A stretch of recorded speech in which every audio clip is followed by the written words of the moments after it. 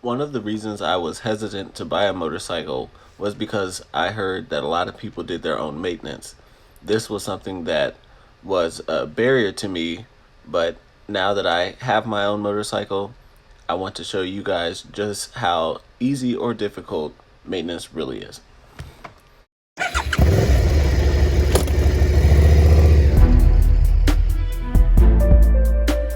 What's up, y'all?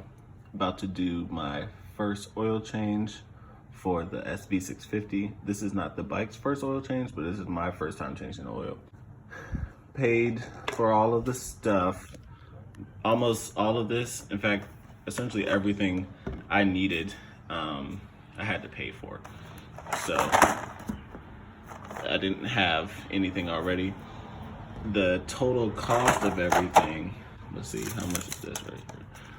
So we're just gonna round that up to $60. Actually, we'll say $63 because the thing that goes around the oil filter that I need to take off is about $7 as well.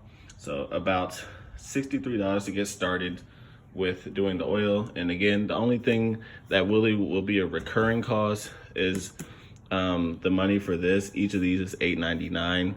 I have the 10WT Power One Castrol.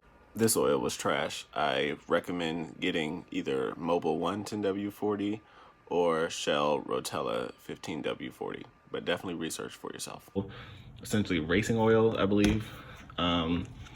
So that's what you need. Make sure it says motorcycle oil on it. But yeah, it's the 10W40T. I'm excited to get started. About $63 to get in, and I'm sure you can lower that cost. You'll probably need a wrench like this, a torque wrench or something like that, socket wrench, I don't know.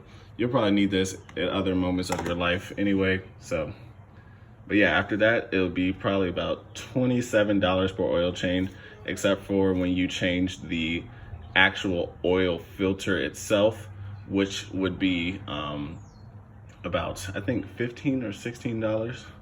So, and that's once every 10,500 miles.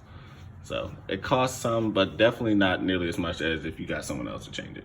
So I will update y'all throughout the process. Warming the bike up to get all the gunk and sediments heated up and out of there when I drain it. Then we're gonna do a time-lapse video. Here is a video of me getting started with draining the oil. I have an electrical engineering background in which I have done some mechanical things with my hands and such, but for something like a motorcycle or a vehicle, I haven't had much experience with that. That is a big reason I wanted to make this video, because I almost did not get a motorcycle, in part to hearing the maintenance requirements and how a lot of people do their own maintenance. But I now realize the reason a lot of people do their own maintenance is because it really isn't that hard, and it saves you so much money. Like I said, the quote for the oil change was $120, and I was like, I'm not paying that. And then for a different project, there was a quote for multiple $100s to go through and change radiator fluid, or really just putting coolant to the radiators. And I saved all of that money by just doing it myself. I will be putting the link of the video I used for this oil change in the description. And even if you do not have a SV650, the same steps and ideas apply. So definitely check that video out. But if you use YouTube like a library, you can do almost anything to your motorcycle well. There are some things that are a lot harder than others. For example, me replacing the stator and figuring out wiring setups and stuff like that is going to be a lot more difficult than this oil change that I'm doing. So I rode 5,500 miles before the oil change that I did here, partially because I didn't want to have to deal with the oil change. I did not know it would be this easy. So you're supposed to change your oil every 3,000 to 3,500 miles, but check your specific manual for that. That is a huge reason I did not do the oil, though, is because I thought it was a lot more difficult than it really is. So hopefully this video will inspire people who either have been paying other people to do their maintenance and show that not only is it not that hard, but I actually have started to enjoy doing oil changes really. And also, if one of the reasons you are considering not getting a motorcycle is not just safety reasons, but it's also maintenance reasons, then I do want to show you that it's not nearly as difficult as it may seem. It's not as daunting as it may seem.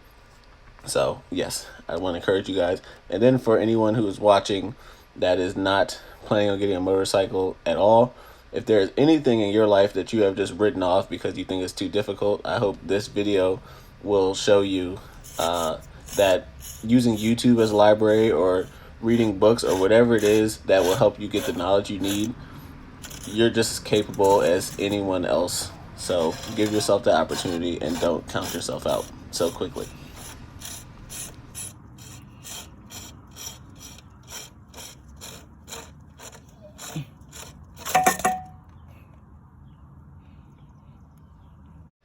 It is important to take your time when doing things, particularly the scheduled and basic maintenance.